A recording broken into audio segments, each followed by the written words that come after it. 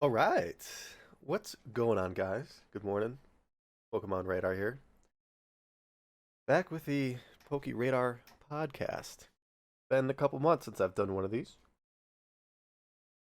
Been even longer since I've done a solo one. I'll be honest, I tried doing a solo one last week, and it did not go well. Wow. I got into some weird topics, and I think it lasted only like 20 minutes. But I figured, you know what? Let's try this again. Let's try to get another podcast out there. Got some motivation to put up a YouTube video here, um, and talk about a few things. So, I mean, first of all, the reason that I'm not doing this podcast regularly, um, I mean, of course, with quarantine, I should have been doing this every day, but I've lost, a little bit of interest in um,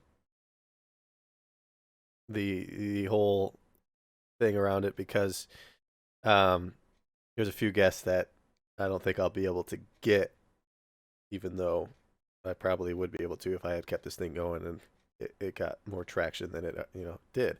But um, I lost a little bit of motivation within Pokemon as a whole.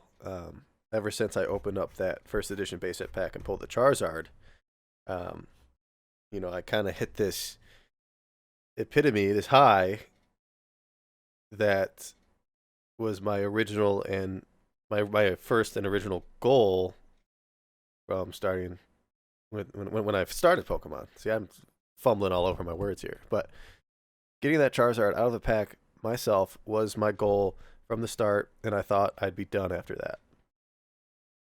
That is literally the number one thing that you can do in my mind in this hobby, because what I truly love and enjoy about this hobby is opening packs. That nostalgic feeling that we all experience as kids is the reason that I came back into the hobby, because I wanted to open packs and collect binder sets.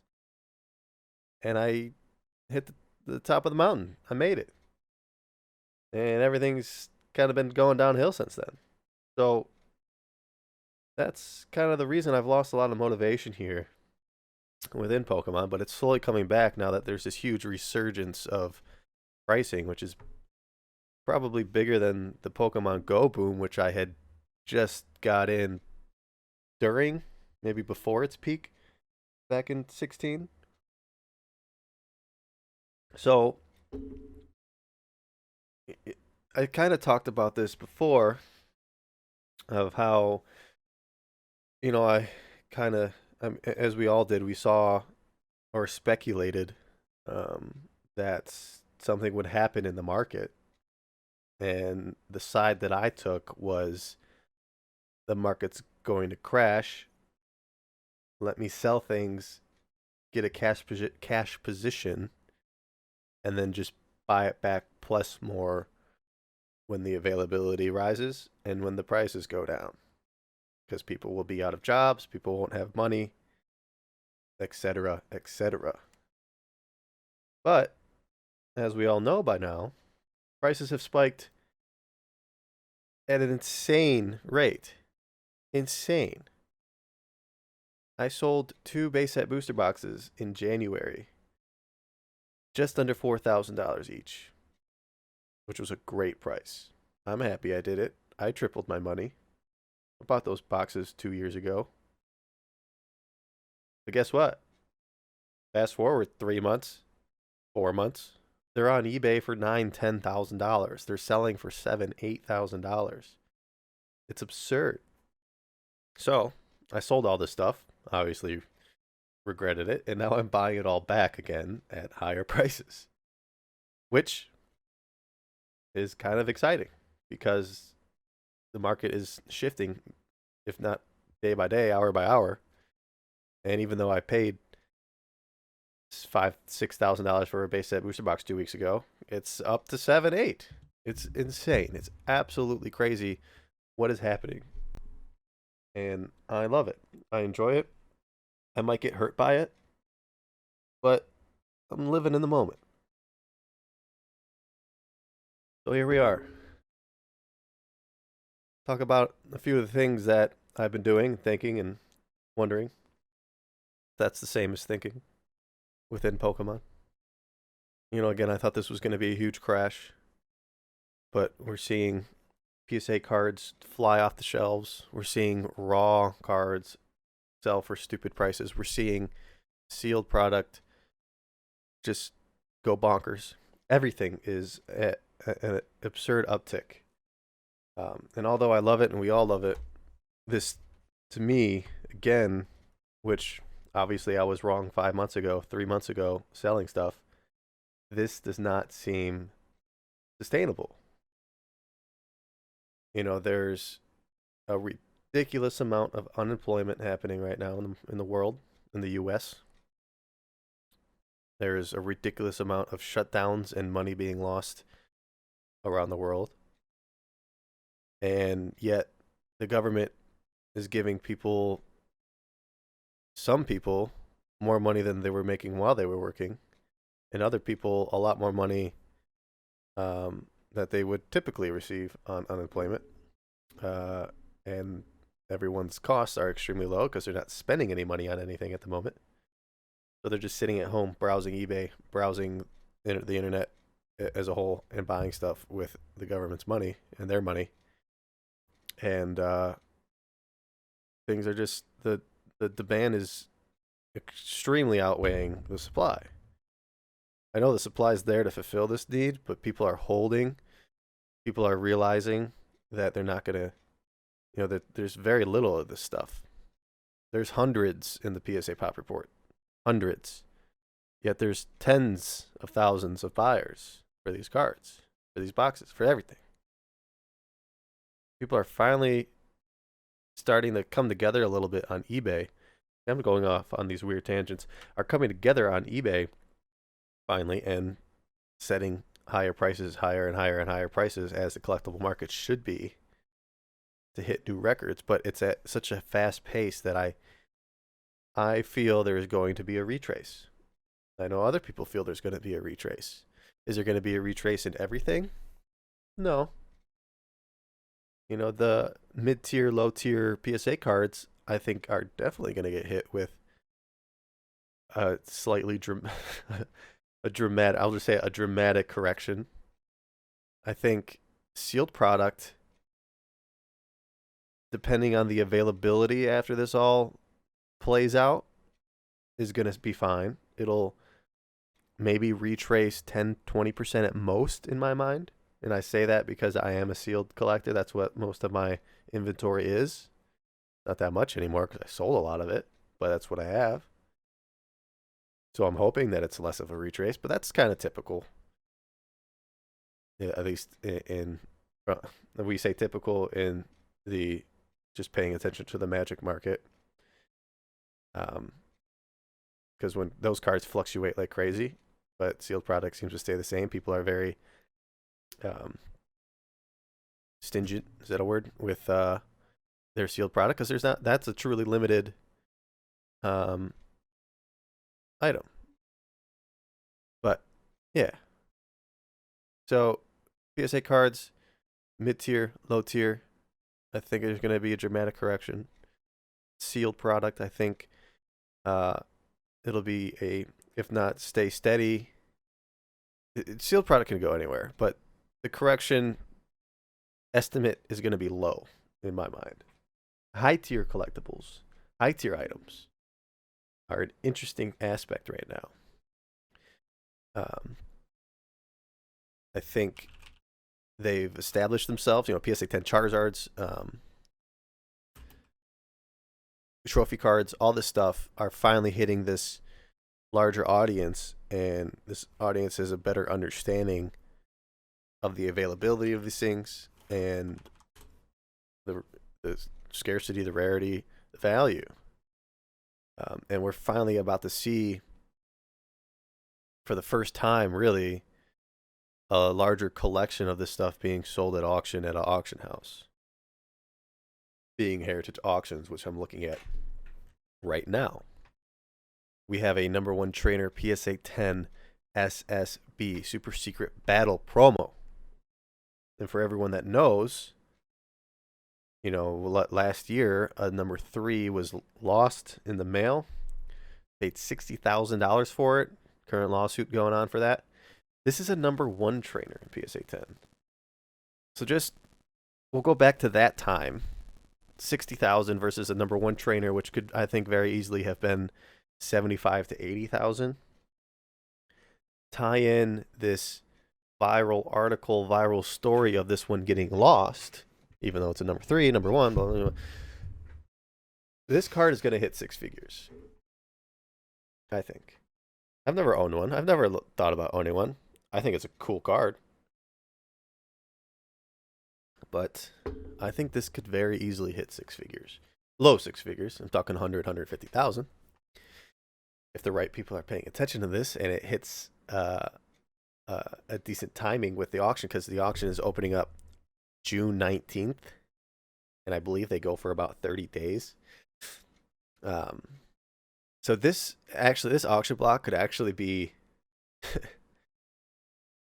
historical in pricing, but it could also have the worst timing possible with an economic just crash and burn. And these things could go for steals. Absolute steals. Which, depending again on that time, this could hurt the market with what's in here. Not only do we have trophy cards, the SSB, the Computer Era Mega Battle, the Unicarp, the Lucky Stadium, the phone cards. We have boxes, sealed boxes, which I'll show you the prices of the last auction, which are great, by the way. But we also have the staple of the hobby, the first edition base set. We have a PSA 9 Charizard, Fairy, Venusaur, and also, I believe, a full set of PSA 9. So this timing is going to be crucial for this. I'm hoping that obviously it does well, because number 1, it helps all of us in the hobby with our values, our evaluation of our collections. I mean, it sucks I won't be able to buy stuff, but it could also be a huge disaster for us. And of course, this wouldn't be the only thing to blame, but it's going to be a public, valuation of certain cards.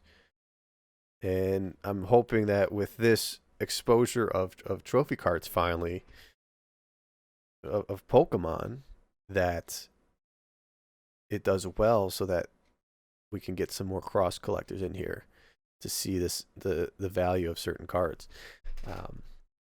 But let's take a look at the past sales of Heritage here. Obviously, we have the Pikachu Illustrator from 2016. Hold on. And then I'll talk about what I'm buying too. You see my eBay listings or purchase history here. But I'm going to sign in here to Heritage real quick so we can see I should have done this before, obviously, but you know me, I don't prepare for this stuff. So as this slowly tries to sign in, the last auction block of Pokemon on Heritage here ended at the April 30th. And there were some pretty shocking prices that I didn't know these were going on. No one was talking about them. Heritage, we were talking about this stuff in this upcoming auction block because of the trophy cards that are being auctioned off. Am I logged in now? But, we watched the PWCC auction, set some record prices on stuff, which was crazy. It's great, but here, let's take a look. So this last lot number, 92188, first edition Neo Genesis, 14.5, unlimited base set booster box, $11,000. 72, 72, 72, 72, first edition WotC. Someone got a steal on this PSA 9. That ended in February, though. That's before. But, yeah, look at this stuff. Unlimited, 4,000. Unlimited, 37. Gem Mint 10s, 2018. Oh, this is 2008. That's a long time ago. We're seeing PSA 9s come up on this auction block here soon. But yeah, so we've got some really nice prices. Theme decks. I didn't even see these. Wow, there were uncut sheets. Oh, this was 2019. See, confusing. But yeah, we're gonna see some pretty crazy prices. I expect, again, if the timing is right, we're gonna see close to 10K on these two. We're gonna see 15K again on this one, and we're hopefully gonna see 20K on the Neo Rev, which I missed out on buying when I wanted to buy. I don't have one, so that'll be cool. Heritage, this is gonna be important. This could be kind of a establishment of new prices, hopefully. I mean, obviously, eBay is the place for all this stuff, but it's something else to look at, just another place. So let's get into the... I want to retrace back to this Charizard here,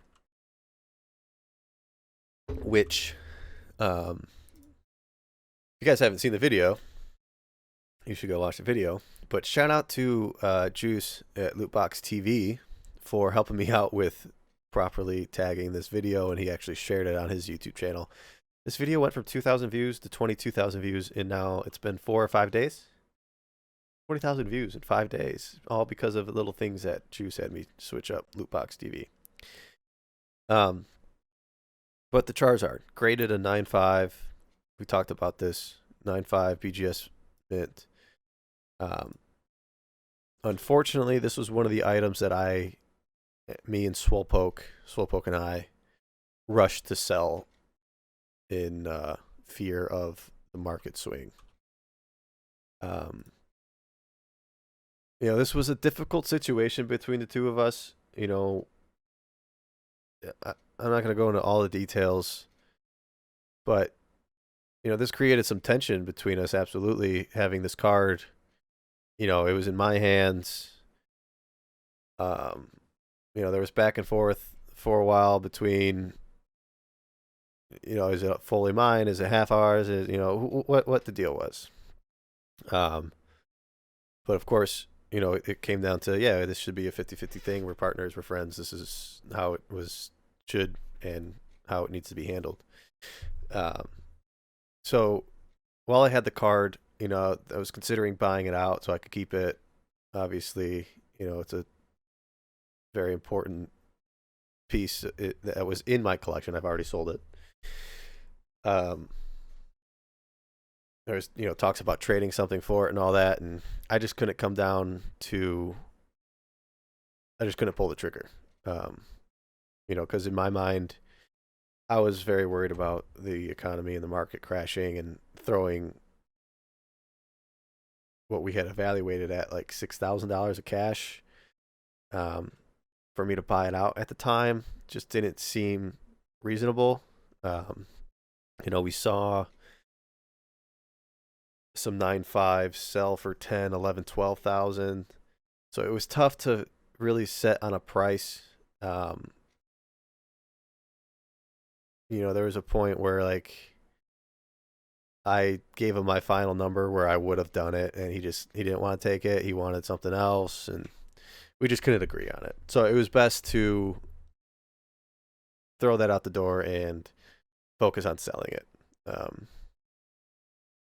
I sat down for a while with myself, talked it over with myself, and it wasn't the card itself that was so important to me.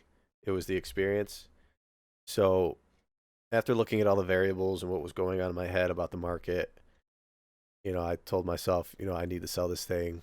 We need to close this chapter and move on to the next bigger and better thing.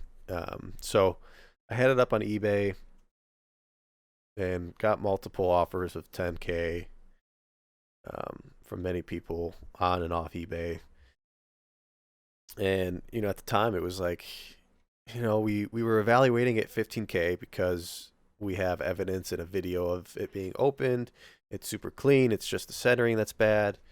And that was maybe, that was like 20% above what the current market price was. But it finally came down to where I got a solid offer, which, again, at the time, knowing the public and private sales, was the highest price for this card. And even though it wasn't a significant uptick, we decided to take it. And, obviously we did well on that transaction from the packs that we bought. There's no complaining about that. But then, of course, the market swing. 2 months later, we see one sell for, I think, 18,000 with the same exact subgrades, but doesn't have that attachment to a video. And the true understanding of what the condition is. Our card was gem mint minus the centering. It was absolutely perfect minus the centering. I still believe it should have gotten at least 2 subgrade 10s, if not 3. But that's just the way things go. And we rushed it. We rushed it. That's simply what it is. We rushed it. I don't know if I talked him into thinking the market was going to go bad. He talked me into selling it because, it was weird from his perspective to, not be able to have it, like kind of like a divorced couple with their kids type thing. So it was a mutual decision to sell. We're happy with it. But we were going back and forth with, should we submit the PWCC? Should we do this? Should we do that? And I remember the PWCC conversation didn't last long because I said, timing, like I was talking about with the heritage auctions, timing is everything with this. If we wait a month to send this to PWCC and the market crashes, it's going to auction off for who knows what. And clearly from my listeners here that watch the PWCC auction, it was the end of April, I think would have been the one, or March. It set crazy record prices, and that card would have easily went for 20,000. Especially if I was able to share this video with PWCC and they were able to put it as part of the listing or something. I think we would have gotten twice as much, or not, just about twice as much for that card, which is obviously a shame. But again, we did well on it. I'm happy with it. I have this video to watch for the rest of my life, with me and Swellpoke opening up those 2 epic packs, and that's really the most valuable thing out of that. So that was just a big thing that kind of put a lull in my Pokemon collecting here, and it took a little bit to get over it. It was to get over it, but I'm getting over it, and things are better now. So it's just it was just a weird thing for something so good to happen to kind of bring a lull, a slowdown to the rest of it. But yeah, it's been interesting. Those first edition heavy packs have been quite interesting to watch. I remember when we first got them, the ones before those packs, we had 9 of them, and we were asking 5K a piece. People were just bombarding us with DMs of "you're crazy, you're destroying this hobby, your pricing's stupid, you're stupid." And we sold them for 5,000 a piece. And just 2 days ago, one sold for 7,500 on eBay. So now people are flipping their mindset about it and saying, oh, they're worth 10,000, they're worth 20,000. But yeah, there's been I think a pretty decent spike in heavy packs because we've seen TCA Gaming go through a couple month period of selling heavy packs and running out very quickly. And we all see that TCA has probably some of the biggest inventory. I'm sure he's got more left. He just decided to stop selling, but he was selling them. They were flying off the shelves. Same with me. I had very little that I sold, but they sold with, instantly. and seeing what PokeRad's doing now with his YouTube channel, opening up 3 boxes every week. And people are going nuts for not only weight or heavy packs, but unweighed packs because they're impossible to find now. So there's just got to be there has to be a huge premium on heavy packs and even a good premium on unweighed now, because of how many more people are looking to get this stuff and how few of it is available on eBay or trusted on eBay. So if you find a seller, keep them close. If you want that stuff, keep them close, because that stuff is gonna run out real quick, real fast. So let's talk about a few of the things that I've been buying. I recently got into some sports cards. I bought what I like. Vince Carter is my favorite player of all time. So I went ahead and found his rookie year Topps Chrome, 1998, 99. I found sealed packs. I bought them to open for the fun of it. Waste of money. I bought his rookie card in refractor. It was the last one on eBay, and I relisted it because it's the only one on eBay for a ridiculous amount. I don't plan on selling it. Same with Dirk. Dirk's the same year. Got one of him. With the sports card price boom, these are going nuts right now. I'm tempted to sell, but I don't want to. I bought more rookies of Vince Carter, just the regular Chrome, not the refractors, because they were cheaper. I bought a full set. I bought One Punch Man because it's my favorite anime. There's one guy that sells boxes, and I just buy it from him. He just keeps relisting them. He must have like a ton.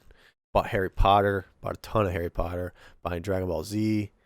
I wish I would buy more, but I just can't get myself to do it. The prices just don't seem right. Like reselling One Punch Man is going to be impossible. Reselling Dragon Ball Z is going to be impossible. It's just doing that for fun at the moment. I bought here's your Monster Rancher PFM. I can't believe I bought that. I buy so many stupid things. I don't know why. MLB Showdown, one of my favorite trading card games of all time. I got that. Hopefully people can't I don't know, take these tracking numbers, and I might have to blur all this out or something. I don't really know. But yeah, and then these booster boxes I just got last night. I found a PSA 9 Hitmonlee Legendary Collection real cheap. I'm just buying a lot of random things. I need to slow down. I got my guy sealed product. I bought a base set booster box. I bought a sealed 72-pack case of Jungle. I'm hopefully getting a 72-pack case of Gym Heroes, I believe. If it's Gym Challenge, I'll be very happy, but I think it's Gym Heroes. I don't know yet. But yeah, I've been selling a ton. I'm really low on inventory now. It's a little sad, but trying to buy what I can and when I can. Very expensive these days. I'm quickly getting priced out of the market on the things that I like to buy, which is sealed product. So if I ever want to buy something, I have to sell something, and that's always painful to do. But I've got some lower end trophy cards and some decent set PSA cards that I'm trying to unload at the moment, just so I can have that cash available for sealed product when it comes around. Because that's something that I think really needs to be focused on, especially now with how the prices are. You gotta tunnel vision on what you care about and what you know and what you want. I've always tried to expand into other things with Pokemon, and it's done well with it, but I don't enjoy it. Like, I have PSA cards, and I just don't enjoy having them. I think there's nothing special about them to me. I just like sealed product. That's what I love. That's what I like to hold, see, look at, and that's what I need to continue buying, and stop selling because I keep selling it. So I need to really prioritize and organize my thoughts and goals with Pokemon now.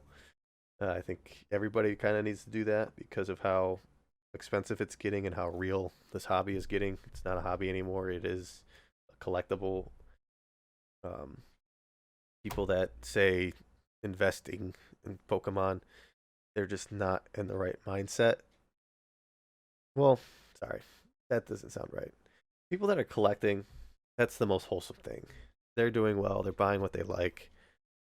Um, they're gonna do fine. They have done fine. That's the base of this whole thing is collectors. So I'm just looking at it from my investor mindset and business mindset, where I'm just trying to efficiently buy the right things. And that is focused around what I truly like and enjoy owning. Um, I think in the past, buying some of this stuff, buying a base set booster box for $1,500. I bought that thing and told myself, if this goes to zero, I'm gonna be fine. I'm gonna be happy because I'll open it, I'll buy more at $0, and I'll open them. It'll be great. Buying one at 5,000, 6,000, 8,000. That's a tough thing to do. That's a tough thing to tell yourself. Is I'm okay with this going back down to $1,000. I'm okay with this going back down to $2,000. It's a tough thing to set in your head and think about. So, um, that's just one thing that I am working on myself, is prioritizing and organizing my collection and my goals right now. Um, I have expanded a little bit into sports. I'm holding on to some Hidden Fates. I bought some of the new Magic the Gathering, the Ikoria, because of the Godzilla collab. Godzilla was one of my favorite things growing up. Um, I don't know if that's going to do anything special, but I'm going to hold on to it for a while. I've got the collector's edition coming and the regular booster box coming, hopefully. I bought some video games. I bought Super Smash Bros. Sealed. I bought Spider-Man 2 for PS2 sealed. Um, can't really think of any other games that I want sealed or care about sealed. I would love to get the Pokemon Game Boy ones, but they're just out of my reach at this point. I'm not going to pay that much for it, even though I think they're super cool. Uh, Probably one of the best art pieces to have uh, would be those, but they're hard to find now, and they're all graded, and I don't really want one of those graded. So, but yeah, that's one thing that is been interesting that we've been talking about on Discord, is the um, kind of future aspect of these type of collectibles. Like, people are gonna have Pokemon in their house as art instead of art as art. And I know there's tiers to collections. Like, we talked about this last night, and someone mentioned that like art paintings is the peak of collectibles. Um, Price point wise, uh, society wise, that's just what it is. People are paying. What was that sale? The Da Vinci, $400 million for a painting. That's ridiculous. It's great. It's phenomenal. It's awesome. I'd love to be the guy that be able to buy that thing. But there's tiers to this collectible world. Pokemon is finally taking some solid steps up, and I think for a while now we're gonna be fine, and it's gonna be. There's so much room to grow still. It's phenomenal. I mean, we still haven't hit the. In my eyes, we still haven't hit the masses. We have not been normalized in the world as a true collectible. It's still a nerdy, um, unknown thing. I mean, I talk to my friends still that love Pokemon or loved Pokemon as a kid, and they just don't realize this stuff. One of my friends plays Pokemon Go religiously. He just showed me today he's like ranked 75 in the US or something. But he doesn't understand this Pokemon card market at all. And he's a financial person. He's stock market, all that stuff. Talk about it a lot. But like if he ever, I don't know what it is in our heads as collectors, Pokemon card collectors versus the ones that aren't. Is there something weird in our brains that just sees this and understands it as a collectible and not just a cardboard kids game that we played? I mean, like it just seems so reasonable and straightforward that it is a collectible, that there is money around it. And the reason why is because we all loved it as kids. But my friends that loved it as kids, they don't see. It's so weird. It's just a weird concept. I don't understand what's in my brain and their brains. Just, like, what are we looking at, and why are we seeing it differently? But yeah, it's interesting. So that's kind of what I've been up to with this whole quarantine thing. Should be going back to work soon. I mean, working from home. I should be working right now, but I'm doing this, and I'm really excited to see what happens, whether it's good or bad. I just want to be ready for it. Um, and I mean, I'm kind of buying too much right now. I think I need to slow down and wait again. But I'm interested to see how Pokemon stands when the economy like truly starts to hurt. Um, I am worried about it. I should be preparing more for it, but it's just a part of life. We all experience these things 3, 4 times during our working careers, at least historically. So hopefully people are prepared for it. People are um, waiting for it. People are going to be doing the right things for it. But yeah, I'm going to end the podcast here. A little bit shorter than normal. I usually do an hour, but we're on like 30, 40 minutes. But yeah, getting back in the swing of things. Maybe I can get a few more guests on here and continue this season 2 that I started 2 episodes of and then stopped. But thank you guys for listening. Hope you're all doing great. And feel free to hit me up with some questions. Let me know if you want to be a guest, if you're a collector. And maybe I can have you on. So thanks for watching, guys.